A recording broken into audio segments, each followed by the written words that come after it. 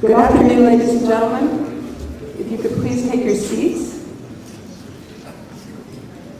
Mr. Prime Minister, the Right Honorable Ferdinand Bill Stewart, ladies and gentlemen, officers of the IAPA, I want to welcome you this afternoon to the opening of this session of the, I'm not sure which mid-year assembly it is, but we're delighted to be here in Barbados this afternoon, and we look forward to, again, seeing more of this wonderful island of Barbados and to continue with the very interesting sessions on the international questions of the international role of freedom of the press in the Americas.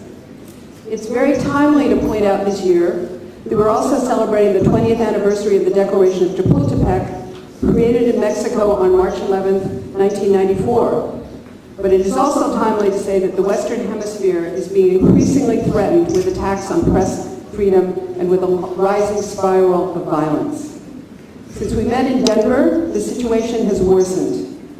We are very concerned at the violence seen in Venezuela, where the government is continuing with attacks and official censorship. As we heard yesterday about the journalists' expulsion and the government's increased attacks on the press, threats and restrictions on the importation of supplies. The IAPA has mobilized to support its Venezuelan colleagues. We've made an effort to have here in Barbados a good number of representatives from that country whose departure from Venezuela was severely hampered.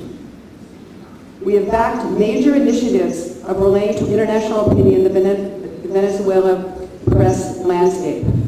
I would like to highlight and thank, in this manner, campaigns such as those of Ana Darios under the slogan, "We are all Venezuela," as without press freedom, there is no democracy. It began an initiative to support its Venezuelan colleagues to seek provision of supplies due to cuts made by that country's government. A laudable initiative of both campaigns. Also, we thank Miami's Diario de las Americas, which disseminated an analysis of the crisis and of the violence, urging all IAPA members to back and publish it. I'm very proud of the response throughout the Americas to the Venezuelan crisis, led by the leadership here at IAPA. In addition to these events, IAPA took the Venezuelan case to the World Press Freedom Organization's Coordinating Committee earlier this year, which at its last meeting in London backed the claim and a resolution which was presented with a number of other international press freedom groups. Anti-press laws continue to be the biggest threats, and last year the situation worsened in Ecuador, where the organic communication law made gagging the press official. As we've heard on our recent panels this morning, a worrisome weakening of the context and the circumstances of acceptance of freedom of expression in the Americas, launched 20 years ago by the Declaration of Chapultepec, it seems to be weakening, and it is an area where we must redouble our efforts and we have challenges.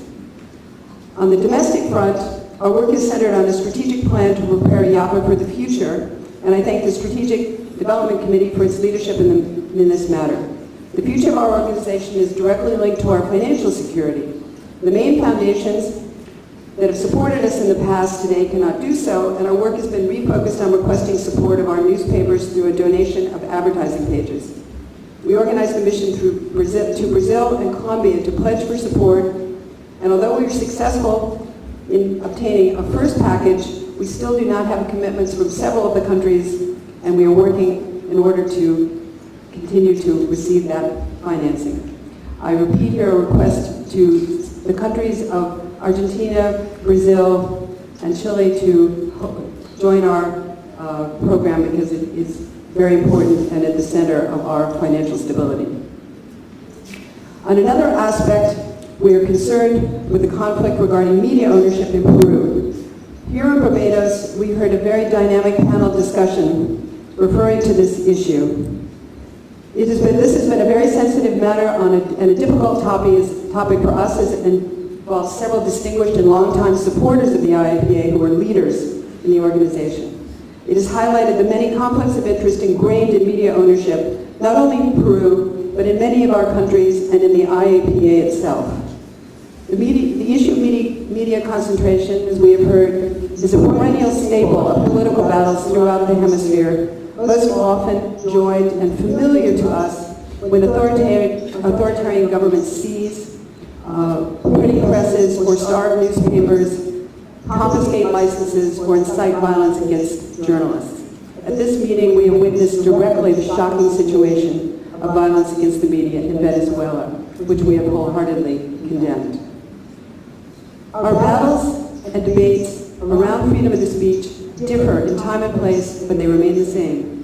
Building on our distinguished 72-year-old history, our actions and our intellectual heritage is a main task of the IAPA today.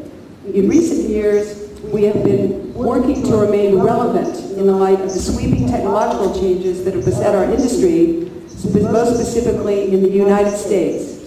Here, the reliable giants of the U.S. newspaper world, who once supported our efforts for freedom of the press, are no longer with us. In contrast, the emerging markets of Latin America, which have remained vibrant during this period, will soon be facing the same challenges of technology.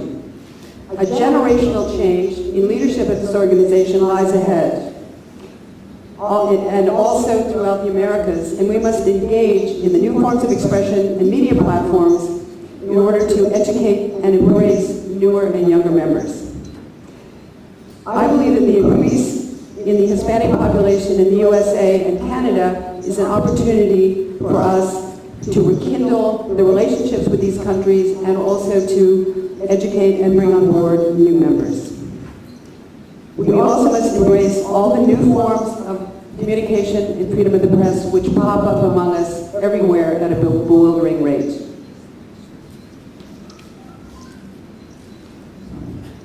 We have a long path of challenges ahead. The Americas are changing from one day to the next. Nations that lived in a climate of peace are abruptly becoming the opposite, and governments intolerant of criticism are multiplying their efforts to silence and control the press. Our next General Assembly will be in Santiago, Chile, and we've already seen a solid program outlined by our Chilean colleagues. On a final note, I'd like to refer to the validity of our principles and their relevance in the future of the Americas. Only when a nation loses its freedom and the possibility of expressing itself does public opinion really shake up and react. It's not a condition today that we see in Venezuela or Cuba, the injustices in these countries where the government seeks complete political power. But the principle of the Declaration of Chapultepec cannot be more correct when it quotes that democracy and freedom, inseparably paired, will flourish with strength and stability only if they take root in the men and women of our continent. And also when it states that a free press is synonymous with free expression. Today we're celebrating the 20 years of this Magna Carta of our organization, which has guided us. We hope that we may refocus on these principles that guide our work, and I believe we are up to the task. Thank you very much.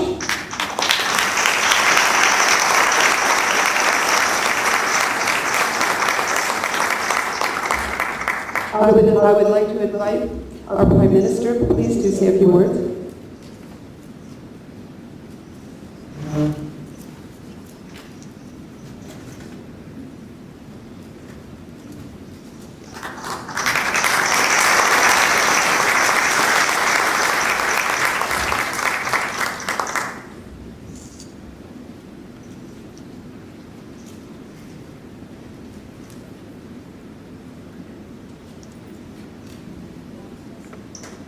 Madam President and officers of the Inter-American Press Association, Executive Director of the Inter-American Press Association, Chairman and members of the host committee, permanent secretaries, participants, members of the news media, distinguished ladies and gentlemen. Let me warmly welcome the members of the Inter-American Press Association who have done us the honor of choosing Barbados for your mid-year meeting. You should not be surprised if I said that you have made a judicious choice, coming as you have to a small island developing country that has enjoyed 375 years of uninterrupted parliamentary experience, and one that has been ranked by the United Nations Development Program in its Human Development 2013 Index at number 1 in Latin America and the Caribbean, and at number 3 in the Americas. The information on Barbados placed on your website for this meeting tells me that you have studied this destination well and know the pleasures and delights, both cultural and culinary, always on offer here. You're combining pleasure with work, as I'm aware that you have already had several business sessions. I hope that your host newspaper in Barbados is ensuring that when you leave Barbados, you will do so determined to return in the very near future. I thank you for your kind invitation to address this meeting, which I received as far back as June 2013 through the host representative, Vivian Giddings of the Nation newspaper. The Inter-American Press Association has come a long way since the seeds of its establishment were laid at the first Pan-American Congress of Journalists in Washington, D.C. in the year 1926. Since the formation of a permanent committee in 1942, since the creation of the first U.S. chapter in 1946, and since the change in 1950 from the sponsorship and funding of its conferences by host governments. In that year, new regulations precluding the sponsorship of governments were adopted, and IAPA members were placed center stage in both its organization and its decision-making process. This association now boasts 1,400 member publications with a combined readership circulation of over 43 million. So I'm especially pleased to welcome here on this occasion representatives of the print and other media from most of the countries of the Americas and the Caribbean and their associates from other parts of the world. I think it important to begin my address with a brief review of the history of the print media, as it tells an interesting story. The earliest form of today's newspaper was in fact a government publication in the form of the Acta Diurna of ancient Rome, which were government announcements carved on metal or stone and posted in public places. Likewise, between 713 and 734, the Chinese new bulletins called the Tai Chao were produced. Later, the material used for these bulletins was silk, and again, they were read by government officials. The Gutenberg invention in Germany in the 15th century started the global spread of the printing press with movable type, whence comes the origin of the term press. If we fast forward to 1556, we would find that the Venetian government used what were called the notici scritti, or avvisi, conveying political, military, and economic news. It was only in the 17th century that you could say that the newspaper of the day was born, with several examples in Europe and the Americas. Indeed, what was called the public occurrences, both foreign and domestic, said to be the first newspaper of the American colonies, was published in Boston in 1690 and was promptly suppressed by the government after its first publication. It took some time for South America to produce what is heralded as the first newspaper. El Peruano of Peru, founded by Simón Bolívar, closely followed by the Diario de Pernambuco of Brazil in 1825. The right excellent Samuel Jackman Presley, one of our national heroes here in Barbados, in 1836 was editor of the New Times, the first paper for non-white persons. And a few months later, he went on to the Liberal newspaper, where he earned the reputation for being a counselor, advisor, poisonous revolutionary, troublemaker, and enemy of the established order. Subsequently, in 1843, becoming the first person of African descent to be elected to our parliament. One of today's newspapers in Barbados, the Advocate newspaper, first saw the light of day in October 1895. Now, interesting about the origin of the publications that gave rise to the newspaper as we know it today was the part played by the government of those days. The most sought after product was government information. As printing technology and literacy grew, the needs of the public went far beyond government-sourced information and even resulted in the sensationalism that reportedly marked many of the newspapers of the 19th century in the United States of America. This brief history shows how intertwined have been the existences of government and the press. It would be no exaggeration to say that over the years, they have fed on one another in many respects. Perhaps it was for that reason that Thomas Jefferson felt the need in 1787 to say that, I quote him, "Were it left to me to decide whether we should have a government without newspapers or newspapers without a government, I should not hesitate a moment to prefer the latter," unquote.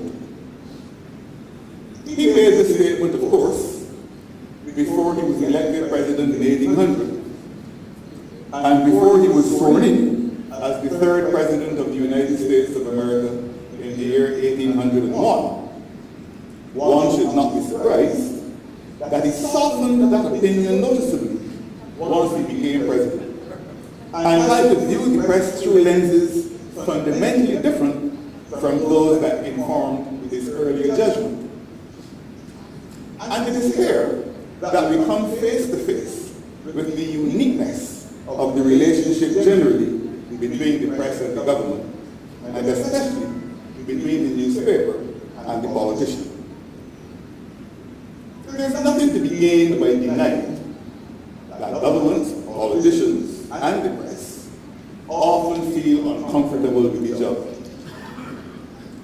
This discomfort leads to the existence of a sustained creative tension between the two.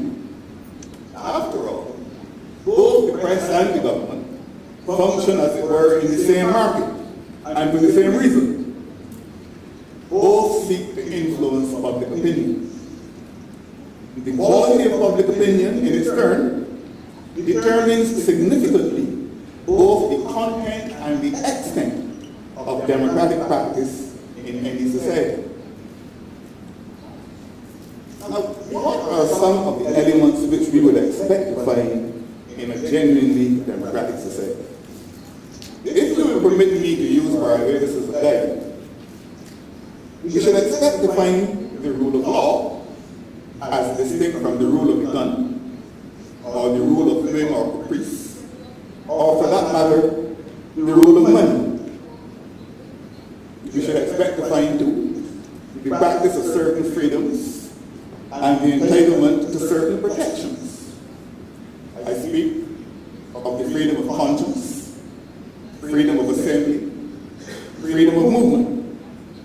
I speak too of protection of the right to life, of the right to personal liberty, protection from slavery and forced labor, and protection from inhuman treatment, from depredation of property, and from arbitrary search and entry, among others. All of these can be found entrenched provisions of the Constitution of Barbados, which was enacted in the year 1966. People all over the world value these freedoms and protections. regard them most jealously, but also enjoy them with candid relish.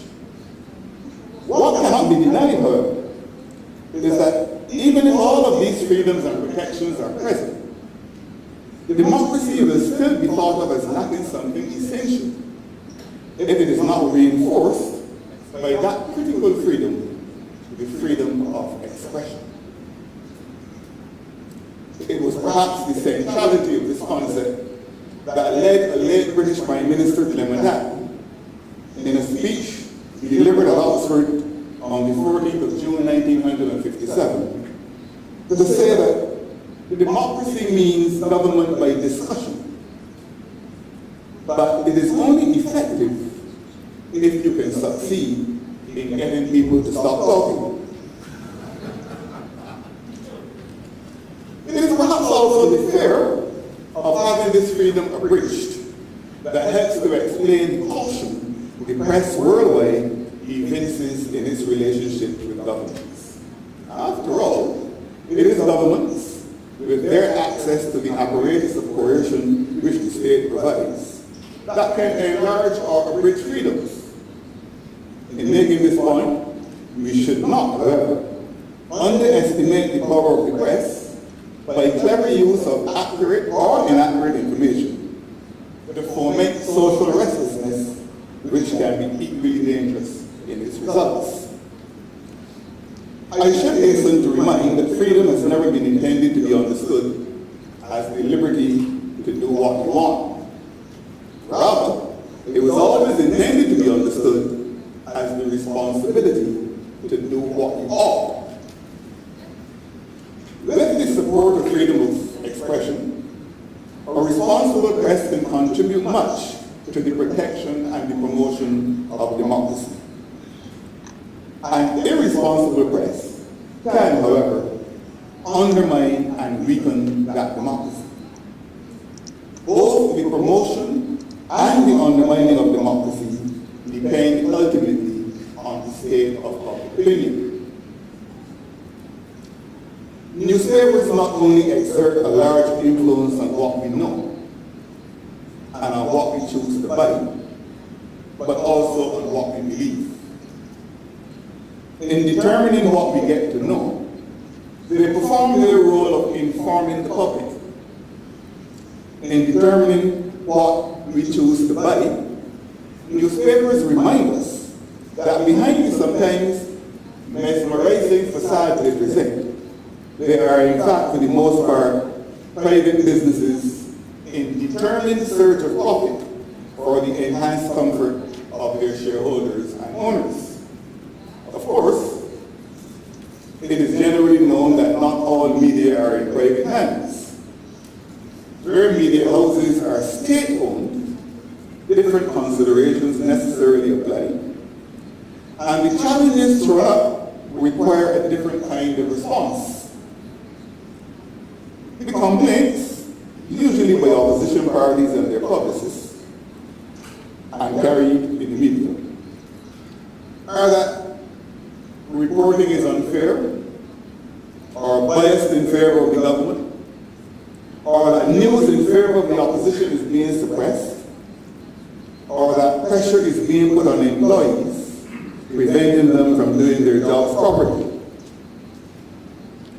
Now, since today's opposition is usually tomorrow's government, it only takes the alchemy of a general election to reverse those roles and to make today's victim tomorrow's alleged perpetrator.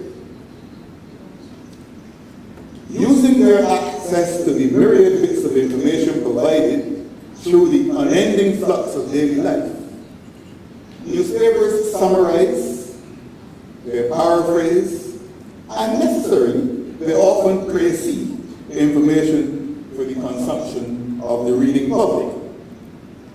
How that information is procured, prioritized, and presented can influence the mind of the public for good or for ill, and can determine what we believe about what is happening around us. How information is used will have much to do with the newspaper itself which, as I said earlier, is in most cases first and foremost a business. Like every other business, it has owners and employees, or better still, owners and earners. But it is not the earners who will determine in the end the way in which the information procured is packaged. That decision is made higher up and will be based generally on what angle is likely to secure the best results in the interest of that particular publication. In the exercise of choices in a democracy, the public, including the reading public, depends heavily on the quality of the information at its disposal. And it is here that the integrity of the newspaper becomes important. As important, dare I say, as the integrity required of governments. Senator Alan Simpson of the United States of America was right when in 1999 he said at Harvard University while introducing President Gerald Ford, and I quote him, "If you have integrity, nothing else matters. And if you don't have integrity, nothing else matters," unquote. Integrity and standards are indissolubly linked. This connection, it is clear, has not escaped the attention of the Inter-American Press Association. 20 years ago, at Chapultepec in Mexico, this association adopted a declaration which has tried to beckon journalists in the Americas to the observance of the highest possible standards as they exercise the right to freedom of expression. In that connection, the declaration in its preamble, while recognizing the need for the broadest possible access to information, cautions that good taste and a keen sense of responsibility should be allowed always to impose restraint on the exercise of the hallowed right of freedom of expression. The preamble states inter alia that, and I quote, "We know that not every statement and item of information can find its way into the media. We know that the existence of press freedom does not automatically guarantee unrestricted freedom of expression. We also champion a press that is responsible and involved, a press that is aware of the obligations that the practice of freedom entails," unquote. Furthermore, Principle 9 of the 10 principles contained in the Declaration makes the following undeniably pertinent observation. I quote again, "Credibility of the press is linked to its commitment to truth, to the pursuit of accuracy, fairness, and objectivity, and to the clear distinction between news and advertising," unquote. Emphasis on integrity and standards is intended, therefore, to highlight the need for sensitivity to the methods by which news is procured, the accuracy with which news is presented, and the timeliness with which news is produced. As important as the quality of the information put at the disposal of the public for its consumption, therefore, is the methodology involved in the gathering of that information. Recent events in the United Kingdom relating to the hacking scandals, which are now generally known as Hackgate or Rupertgate or Murdochgate, present in sharp relief the risks inherent in leaving the issue of press regulation entirely to the press itself, subject only to the rewards or punishments of public opinion. Public opinion does not enjoy the same level of robustness or sophistication in every society, and certainly not across all of the societies that make up the Inter-American Press Association. On the other hand, the press is transnational in its reach and scope, and in the process, impacts disproportionately on more vulnerable societies. For example, if the governments of the vulnerable small island developing states of the Caribbean are to help their people on a path of sustainable progress, if, in the words of the Chapultepec Declaration, these governments are to find answers to the great collective problems, to reach consensus, to have development benefit all sectors, to practice social justice, and to achieve the quest for equality, then the role of the press in disseminating facts, building knowledge, understanding, and consensus, and assisting in the journey towards economic enfranchisement is crucial. A short-term approach to the dissemination of information will, of necessity, be counterproductive. In a tourist economy, the repeated sensational presentation of items of information deemed true can end up creating and cementing an unattractive image of the country in the eyes of the beholder. In that context, newspaper sales might for a time increase, but the medium to long-term effects of that sensationalism might be to undermine the economic prospects of the very country the press is purporting to serve.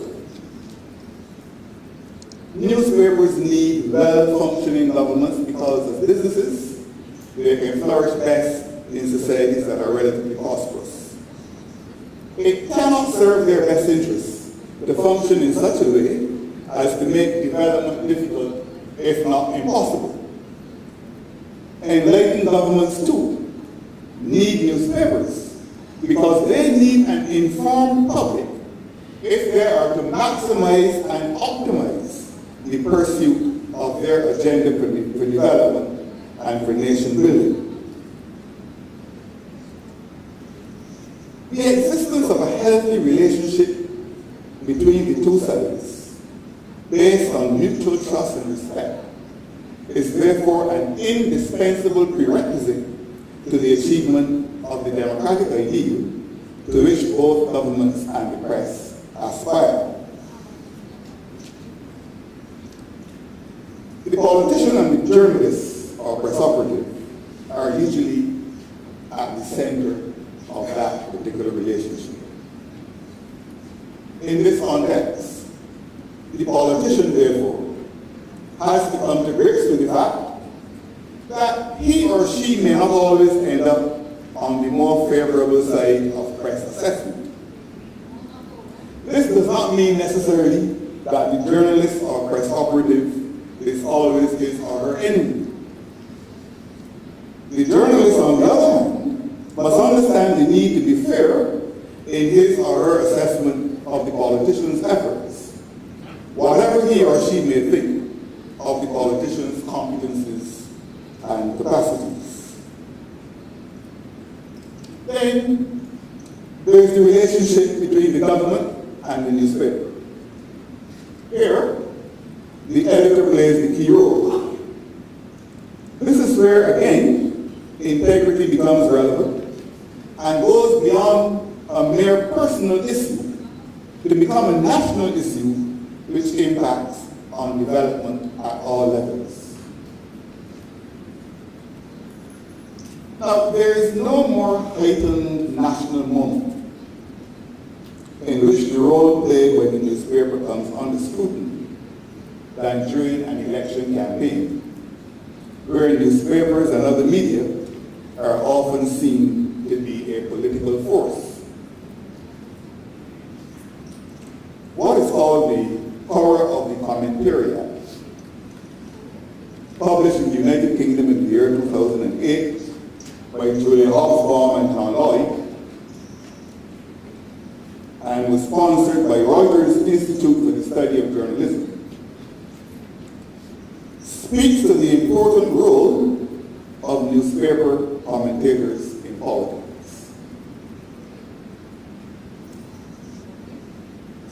Benjamin Jenkins, however, guardian of British journalism, an esteemed writer for the Guardian newspaper, on July 12, 2011, commenting on the Murdoch case, expressed the view that, and I quote, research has shown the political power of newspapers to be grossly exaggerated. A bluff perpetrated by editors and accepted only by timid politicians. The press is not influential on voting patterns, let alone in the internet age. It is informative, entertaining, and I hope worth reading, but it cannot move political mountains. It is a sheep in wolf's clothing, even the Murdoch press, unquote.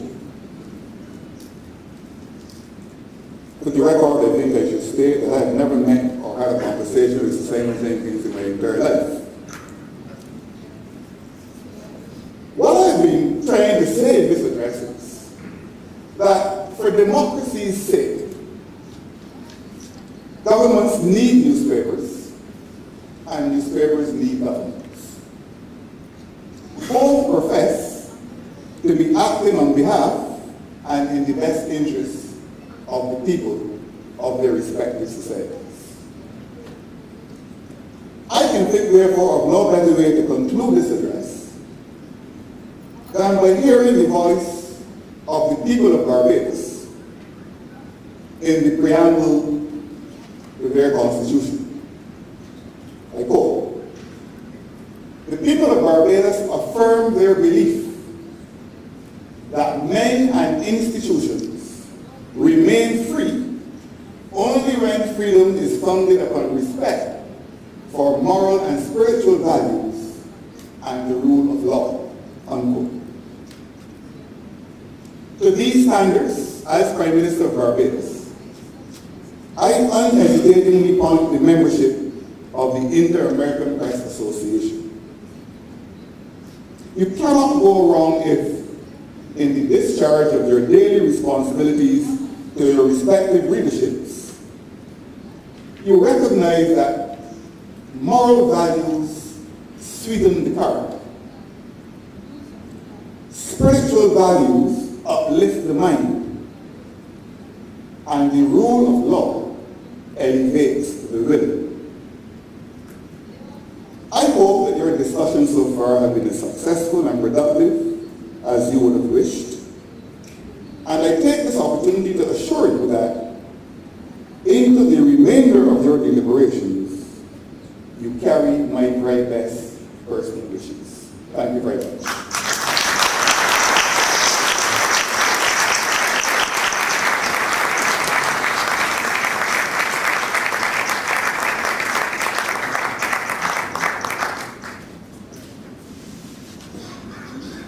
The Prime Minister has said he would entertain a question or two. We have a few moments before we have to go to lunch.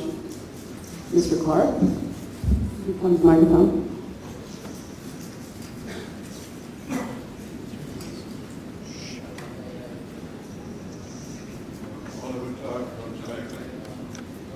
Mr. Prime Minister, I'm one of those sheep, but I stand before you in sheep clothing.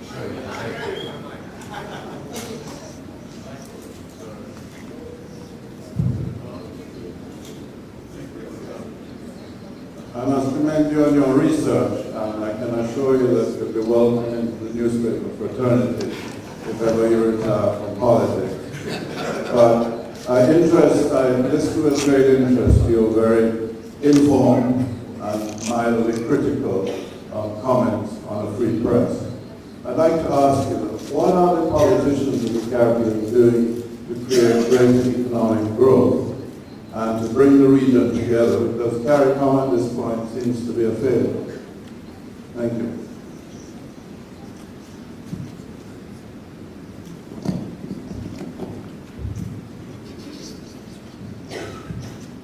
Well, thank you very much for your comment and for your question.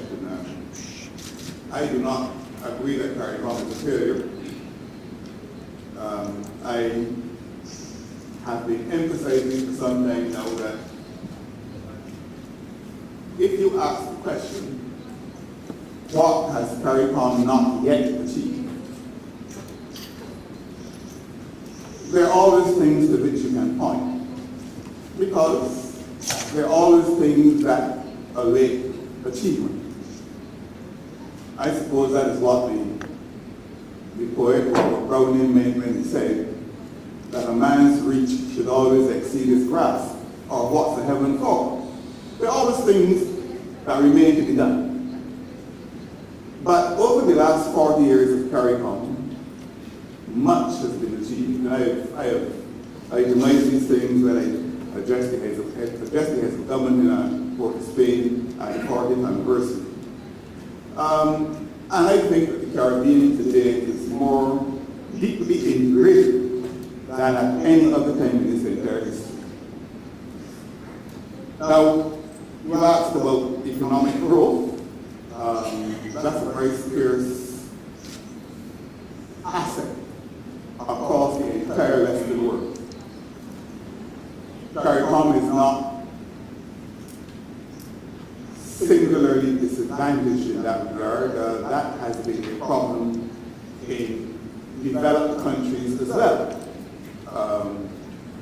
It is no secret, for example, that the British economy today is smaller than it was in the year 2007. And will not get back to 2007 levels on present projections until the year 2018. It is no secret that growth in the United States of America has been tepid. It is no secret that the second strongest economy in Europe, the French economy, has been under enormous pressure, and that growth has slowed in Germany as well. Nor is it a secret that in the so-called BRIC countries, Brazil, Russia, India, China, that the growth graph has been pointing downward rather than upward. So I think what is happening in CARICOM has to be analyzed and evaluated within that context. If we were Robinson Crusoes in CARICOM,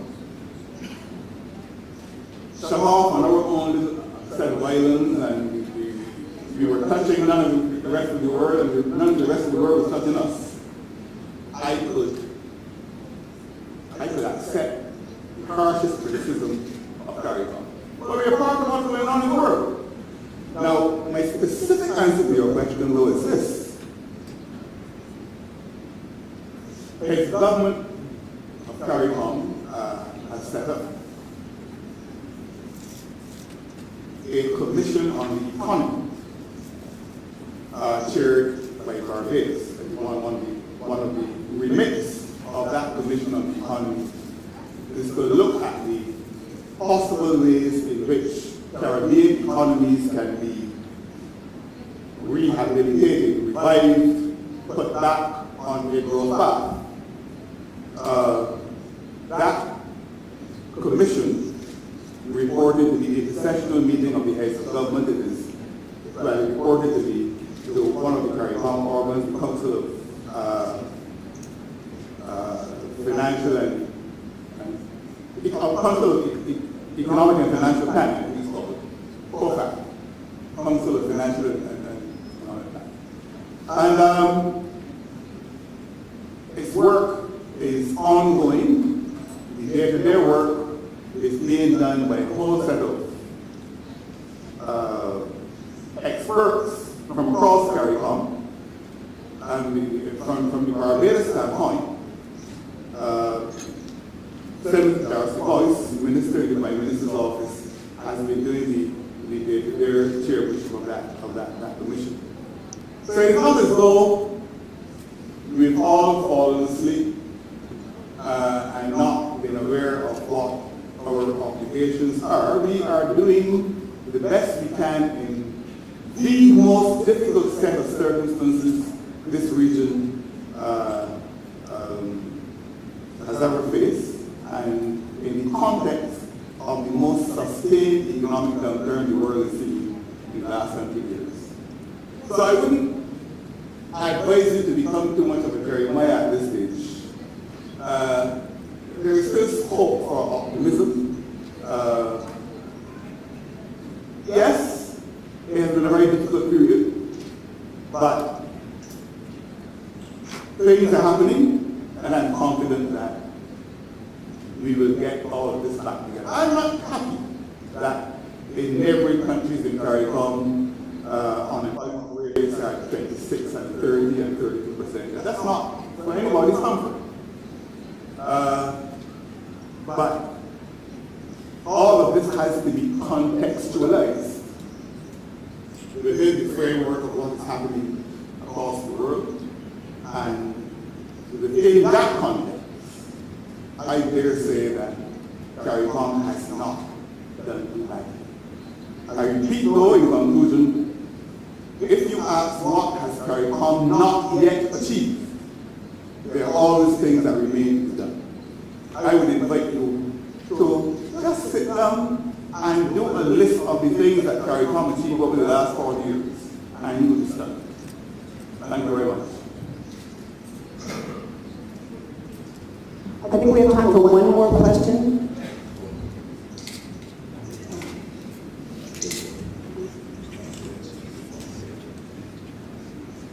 Please identify yourself. My name is Marcel Grania. I come from Venezuela. Prime Minister, in the late 1970s, when democracy in Barbados was being seriously threatened, President Carlos Andrés Pérez came to Barbados and offered his help to Prime Minister Tom Adams. Since that time, a very special relationship developed between Venezuela and Barbados in order to protect democracy and free commerce. Now that democracy and human rights are being seriously threatened in Venezuela, what is Barbados prepared to do for Venezuela?